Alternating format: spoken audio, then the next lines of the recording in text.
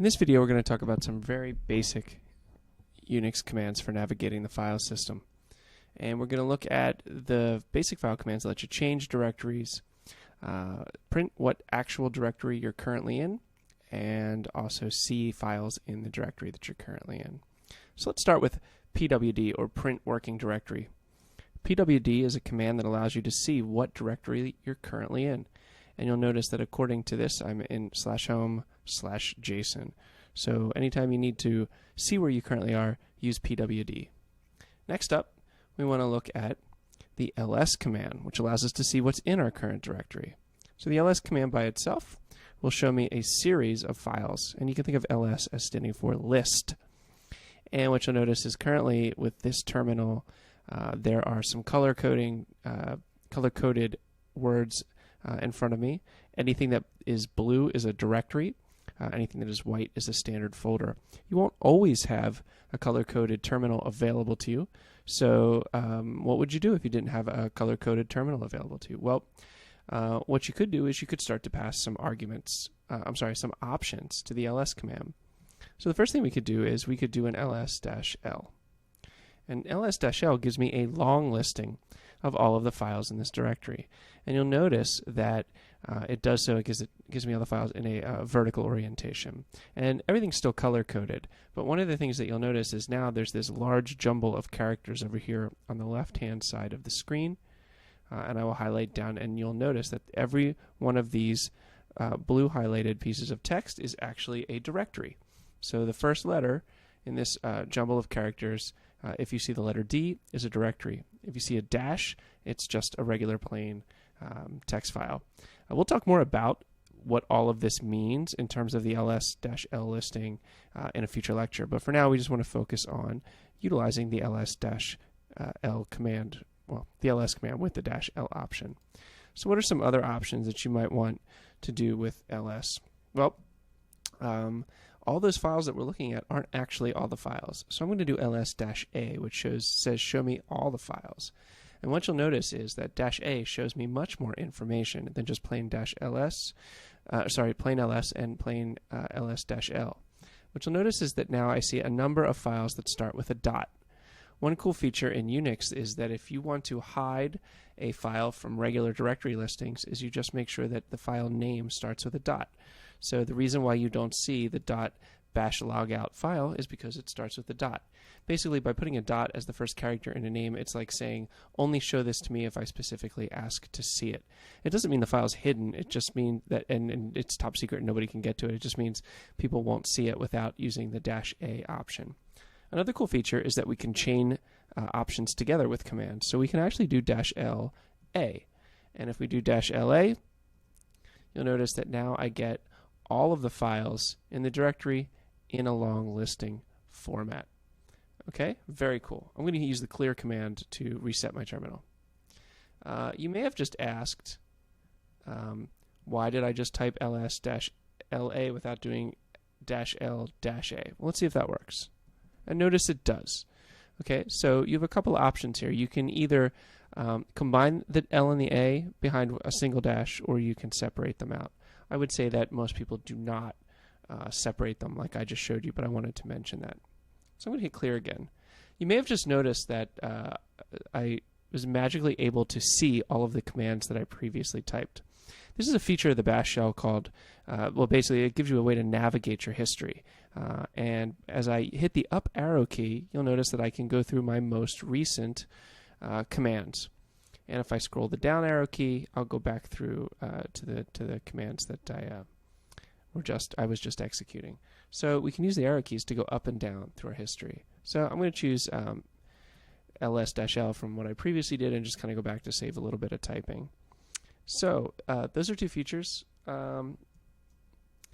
Oops, I was going to do -lh, and you'll notice that in this case -lh, the H stands for human, and H actually shows file sizes in kilobytes and megabytes. What did it show before? I hit the up arrow key to get back to my command and take out the H, and you'll notice that I get, these are basically in bytes. So I think most humans think in kilobytes and megabytes as opposed to bytes, so I like the H command.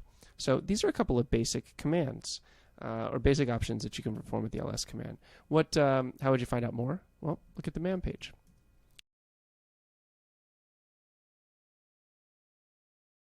And if you look at the ls man page, what you're going to notice is that there are any number of commands that you might want to utilize for dealing with ls information. And you can read this on your own. And we'll talk some more about different ls options in the future. So we just looked at a couple of new commands. We looked at ls. We looked at clear, because you notice when I typed that it cleared my terminal window. We looked at pwd to see our working directory. And we actually just looked at the man command. And depending on what order you're watching these videos in, it might be the first time you've seen the ability to use the man command. And I'll talk about more about that in another video lecture. I'll also talk a little bit more about where these previously executed commands come from when you hit the up and down arrow key. So the next step we would need to look at is how do we change directories? And the command that we use to change directories is cd. And we're going to need to use our knowledge of absolute and relative paths for the cd command.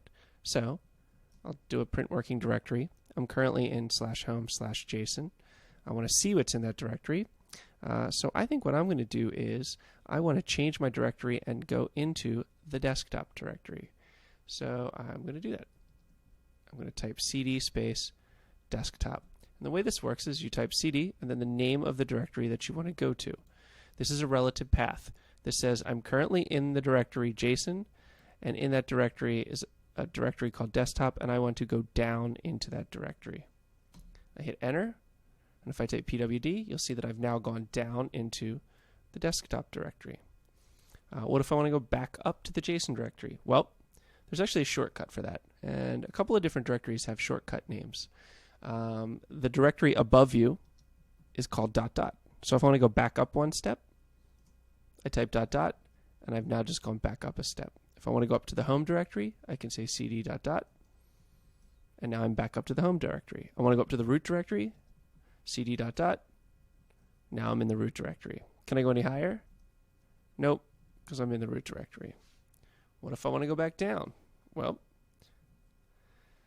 I could do an ls and go into home, and then ls again and go into JSON, and then go ls into desktop if I wanted to go to desktop. But let's say I just want to go to my home directory.